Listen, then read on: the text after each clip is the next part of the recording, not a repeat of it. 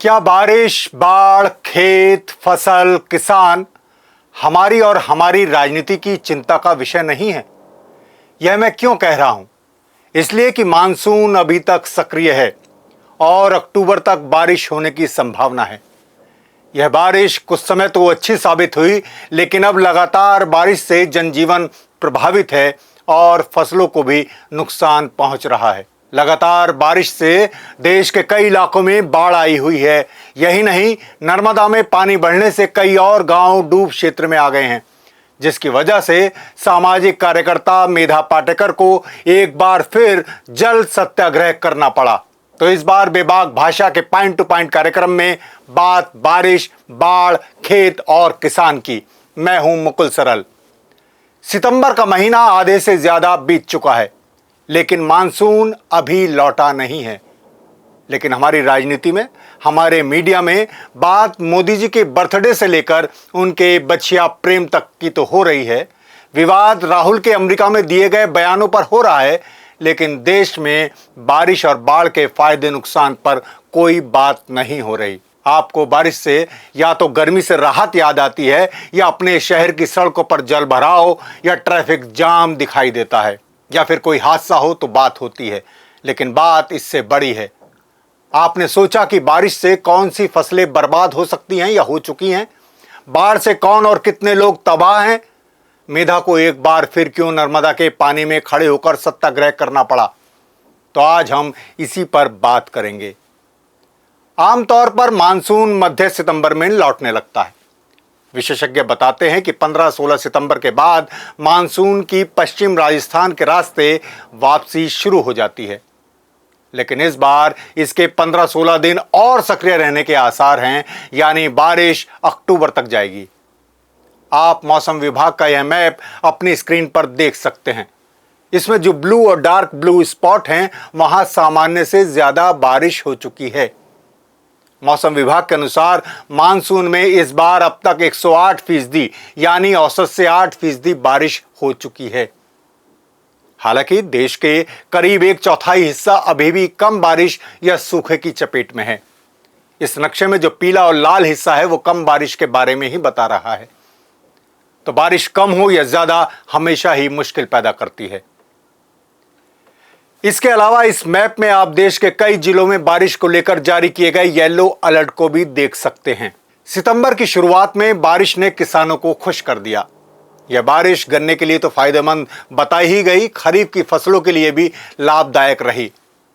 लेकिन फिर लगातार होती तेज बारिश ने किसानों को चिंता में डाल दिया है। वजह इस वक्त तैयार हो रही खरीफ की फसलों, खासकर धान की फसल को ज्यादा नमी से नुकसान पहुंच सकता है। तेज हवा और बारिश से कई जगह धान की फसलें बिछ गई हैं। दलहन, खासकर अरहर और बाजरा को भी नुकसान हो सकता है। सोयाबीन को लेकर भी किसानों की चिंता है। यूपी के ललितपुर से खबर है कि अतिवृष्टि से खरीफ की फसलें पूरी तरह नष्ट हो गई हैं। उड़द, मूंग, सोयाबीन और मूंगफली की फसलों को सबसे ज्यादा नुकसान पहुंचा है। कई सब्जियों को भी नुकसान पहुंच रहा है, आलू को भी नुकसान पहुंचा है। खरीफ की कटाई में देरी या परेशानी हुई तो रबी, खासकर गेहूं की बुआई में भी देर हो सकती है, और इस सब का असर उत्पादन पर पड़ेगा, और कम उत्पादन का असर बाजार पर पड़ेगा। फसल कम होगी तो महंगी होगी, और हमें, आपको, सबको इसकी कीमत चुकानी पड़ेगी। यही वजह है कि खेती किसानी की चिंता करना सरकार की पहली जरूरत है। लेकिन ना कृषि विभाग ठीक से नुकसान का सर्वे करा रहा है, और ना बीमा कंपनी वाले किसानों के फोन उठा रहे हैं। जबकि फसल बीमा योजना को मोदी सरकार अपनी बड़ी उपलब्धि बताती है। यूपी के रामपुर से खबर है कि भारतीय किसान यूनियन टिकैत की पंचायत में बाढ़ और बारिश से फसलों में हुए नुकसान का मुद्दा उठाया गया। प्रशासन से सर्वे कराकर मुआवजा दिलाने की मांग की गई। आरोप लगाया गया कि बीमा कंपनी के प्रतिनिधि किसानों के फोन रिसीव नहीं कर रहे हैं। तो यह तो थी किसान और फसलों की बात। अब बात कर लेते हैं बाढ़ की। हालांकि अभी भी देश के बहुत हिस्से में जहां सामान्य से कम बारिश हुई है, वहां सूखे जैसे हालात हैं। लेकिन देश का एक बहुत बड़ा हिस्सा इस समय बाढ़ में भी घिर गया है। दैनिक भास्कर की रिपोर्ट के अनुसार उत्तर प्रदेश में भारी बारिश से 21 जिलों में बाढ़ के हालात हैं। यमुना, घाघरा, शारदा, सरयू नदी खतरे के निशान को पार कर गई हैं। चित्रकूट में मंदाकिनी नदी का जलस्तर बढ़ रहा है तो बनारस में गंगा खतरे के निशान के करीब है। नेपाल में तेज बारिश की वजह से बिहार की नदियां भी उफान पर हैं। पटना में गंगा का जल स्तर बढ़ रहा है। रिपोर्ट बताती है कि पश्चिम बंगाल के Birbhum, Bankura, Howrah, north south Pargana, east west, Medinipur, west Bardhaman जिलों में भी बाढ़ जैसे हालात हैं। बाढ़ में घिरकर लोगों की मौतों की भी खबरें आने लगी हैं। इसके अलावा मध्य प्रदेश के 24 जिलों और राजस्थान के 22 जिलों में भी तेज बारिश है और आगे भी बारिश का अलर्ट है। उधर नर्मदा बचाओ आंदोलन की नेता मेधा पाटकर को एक बार फिर महिलाओं व अन्य लोगों के साथ जल सत्याग्रह करने को मजबूर होना पड़ा। मध्य प्रदेश के बड़वानी में एक बार फिर मेधा पाटकर के नेतृत्व में 36 घंटे तक डूब प्रभावित इलाकों के लोगों ने जल सत्याग्रह किया। यह खबर आपने कितने अखबारों में पढ़ी या टीवी चैनलों पर देखी, बताइएगा क्या इस पर कोई प्राइम टाइम डिबेट हुई? कुछ एक वेबसाइट या अन्य समाचार माध्यमों में इसे जगह मिली।